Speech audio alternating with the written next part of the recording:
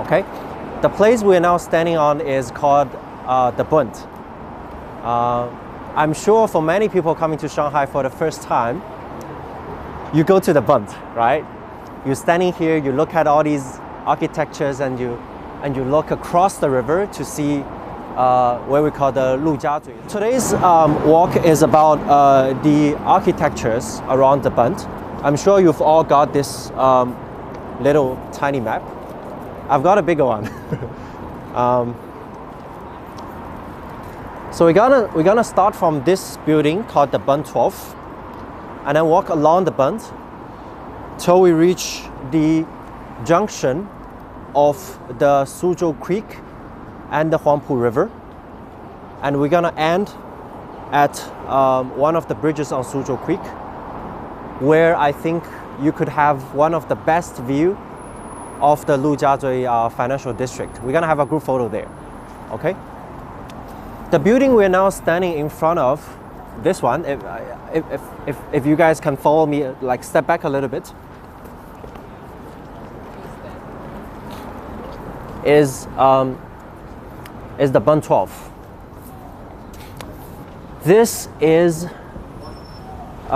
when you took a bus all the way from there, like coming through. I'm not sure if you noticed, but this building is probably the biggest one along the Bund.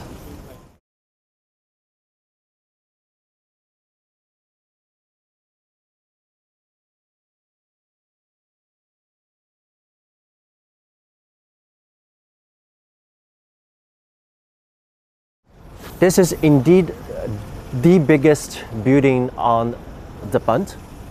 It was formerly the headquarters of HSBC. It is now the Shanghai Pudong Development Bank. Can you guys read a bit Chinese or completely no Chinese at all? A little bit. A little bit? Okay. Shanghai Pudong Development Bank. Okay. Shanghai Pudong Development Bank, by its name, means the bank set up for the purpose of developing Pudong area. Yeah. In the year 1994, the Shanghai government granted a bank called Shanghai Pudong Development Bank to raise money, raise funds, and for the development of Pudong. So when you see the Lujiazui, the Pudong area today, a lot of the initial fundings and all the financial things were actually due to this bank. Previously, it was a home to the HSBC. HSBC means Hong Kong Shanghai Banking Corporation. That's you know. That's you know. Okay. By the time 1930, when they completed this building, it was the biggest building on the Bund. And in the year 1840, for the purpose of the so-called free trading or fair trade, because back in that age, it was a lot of trade deficit between the China and the UK, because the whole world wanna export goods like ceramic, tea, silk, the protein called China, from China to the UK, right? So they create a lot of deficit. So here comes an issue. If you cannot trade things back, right, there will be a big insufficient balance between the two countries. Guess what is the most powerful thing they want to trade back to China? Their products. Guess again? Their products. Opium. Opium. It makes people feel addicted, right? Creates a giant amount of quantity. So that's why they launched the Opium War. And in fact, when you can see lots of these buildings currently are still existing on the Bund, were built from the money of selling opium to China. And in fact, this is one of them. But when they designed this building, they actually put a lot of efforts and put a lot of design in it, okay? First of all, we're gonna see these two lamps in front of the gate. Can we see these two lamps in front of the gate? Yeah. And there are two lions also in front of the gate, right? So there's a specific meaning of these two lamps. When you see Chinese people celebrating Chinese New Year, right? They do what? They do the line dancing, right? They do the line dancing. These two lamps are the symbolic of the line dancing's the ball. Okay, if you can see these two lamps, and together with the two lions, we call it in Chinese we call it 狮舞绣球. Okay, the two lions are playing or are dancing with the two lamps, Okay, and we have 3 gates in front of us, which are the symbol of wealth, health, and intelligence. So now we're gonna walk in and see the amazing inside of this building. Okay, please prepare to wear your masks. Also show your health code at the entrance. Okay, yeah, please follow me.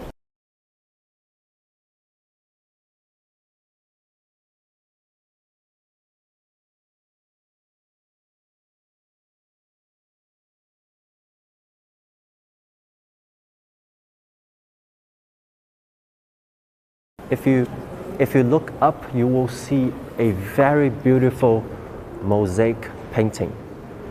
These were the mosaic, and also the mosaic when you on the ground that you're stepping on, was shipped from Italy back in the 1920s all the way to China to build this beautiful octagonal porch called Hong Kong Shanghai Banking Corporation. Let us start from this one, the Hong Kong one, right? Towards directly to the Huangpu River. That's the Hong Kong. On its right, it's Shanghai. On the right of Shanghai, it's Tokyo. You see, these 8 cities also follows the exact order when you put these 8 cities on the globe. On the right side of Hong Kong is Shanghai, and then cross the South Sea, that's Tokyo, and then cross the Pacific Ocean, that's New York, right? And then London, and Paris, and Qatar, and Bangkok. And you can not only see these 8 cities' name on the painting, but you could also see those signature buildings back in 1920s on the background of these 8 paintings. Yeah. Make sure you can see my handbook. Yeah.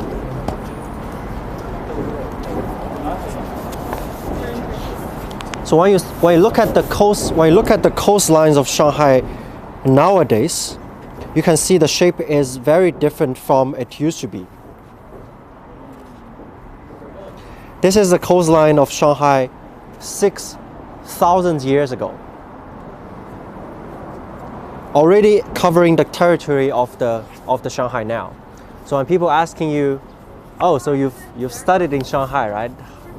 How long is the history of that city? Many people will tell you, Shanghai is about 30 years, 50 years, 100 years, 150 years. But starting from today, you can tell them it's 6,000 years history. But why the coastline is dramatically different from the coastline today? This dark blue was the coastline 6,000 years ago. This is the coastline of Shanghai today. But why it is dramatically different? Because Shanghai is at the entrance of an important river called Changjiang. So when Changjiang came all the way from the west, all the way to the middle of China, coming to Shanghai, it brings lots of water, and also, the dust when it crosses the mountains, so that the land of Shanghai, the territory of Shanghai actually grows all the way till it looks like today. So it's a growing city from 6,000 years ago. But Shanghai in the recent 100 to 150 years has grown so rapidly, so dramatically, become a superpower economic center of China. One very important reason is its strategic location. The next illustration will tell you the reason.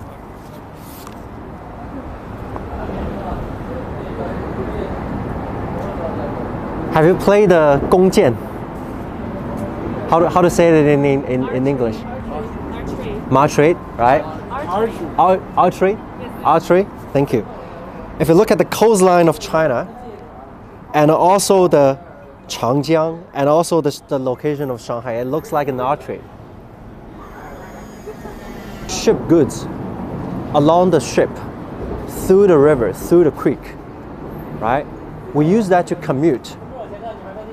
Also the Jinhang Dayunhe, the Beijing-Hangzhou Grand Canal, right, is a grand canal that ships goods from Hangzhou all the way to Beijing, because northern part of China was very famous for, lacking of goods, and they want all these like grains and all these goods from the southern part of China, right? We use the river as a system.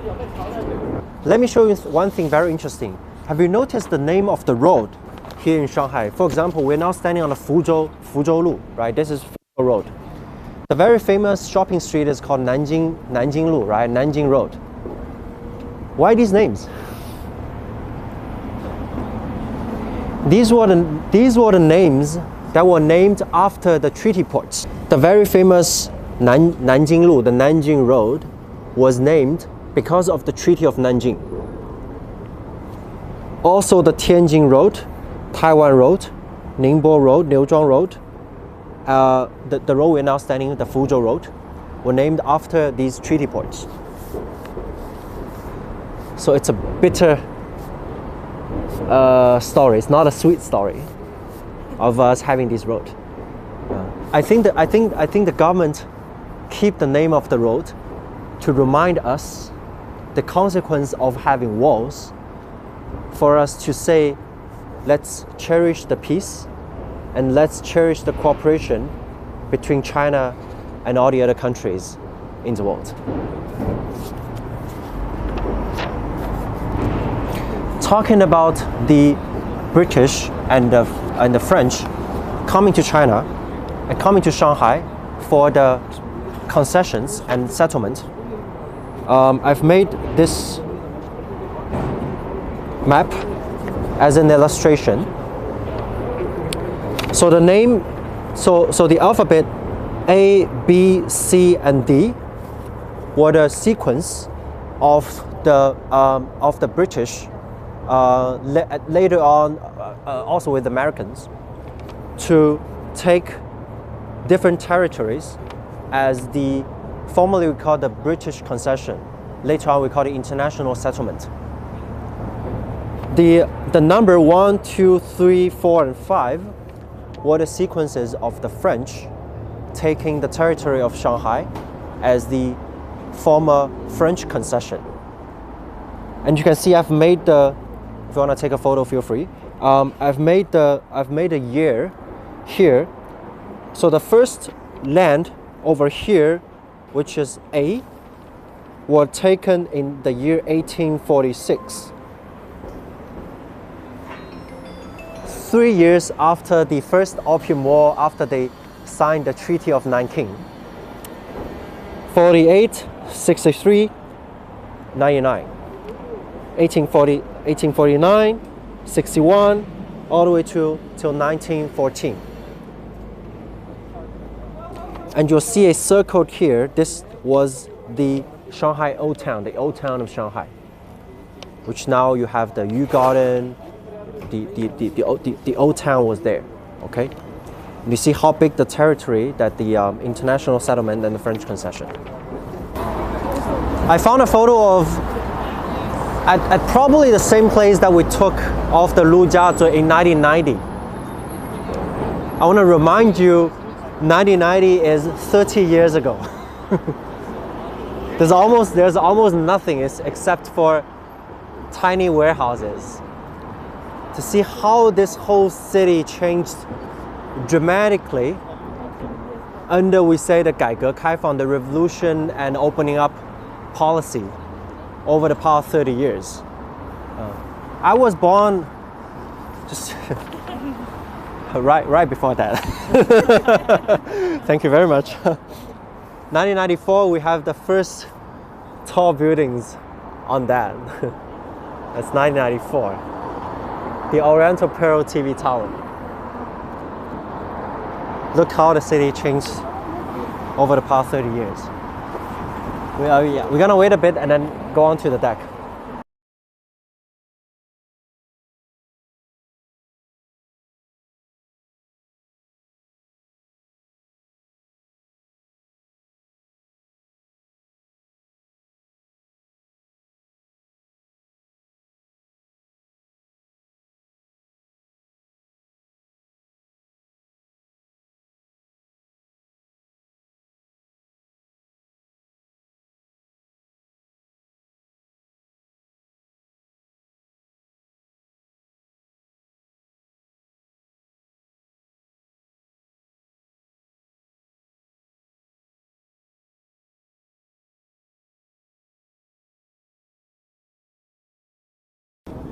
Bamboo is a very lucky symbol in the Chinese philosophy, which means you grow every year, right? And it's green, you know, the panda eats bamboo. So it's a bamboo plus the tower design, which is a Jingmao Tower. Yeah. If you look at at the top of the Shanghai Tower, you will find 3 floors that are empty. Yeah. There are people say, "Wow, there is no glasses there." No, these are the layers for the window for the winter. Sorry, for the wind. For the wind. For the wind. When the wind blows through, that creates the space for the building to stabilize the shaking, so that it will not shake too dramatically. Okay. Yeah. Guys,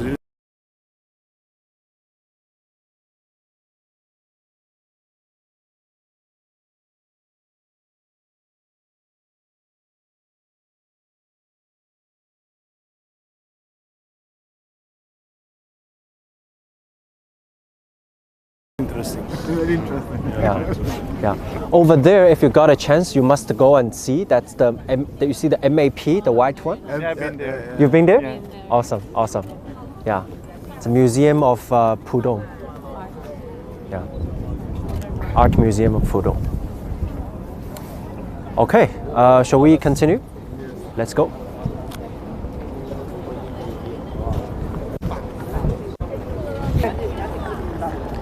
Okay, 1, 2, 3. 1, 2, 3. One more, 1, 2, 3. Cheers. Smile. Okay. Stay at the Peace Hotel. Sometimes they got extremely low rates. It is the former Sasan house. I was explaining that this guy named Victor Sasan was one of the 3 richest Jewish back in the 1930s of Shanghai. He built this house for himself and also for other residents as well. It is now called the Peace Hotel. I was saying that was a time that the world is having a dramatic shift from neoclassical to Art Deco. Art Deco building, this one, the Chancellor building in New York, in Manhattan, is a great example. So Sasan adopted that and say Shanghai needs to have more. Back in the time we say modern, right? The modern style building, so the Art Deco style building. Art Deco had a very strong influence in Shanghai, and in fact, Shanghai has the 2nd largest number of Art Deco building in the world, just next to New York. There are early, mid, and late stage of Art Deco style. In the early stage, we use organic, like the fruit and the tattoos and patterns on the surface of the buildings. On the Suzhou Creek, you will see the first bridge called the Waibaidu Qiao. It's an iron bridge built in 1907. Designed lifetime 100 years. Don't be scared.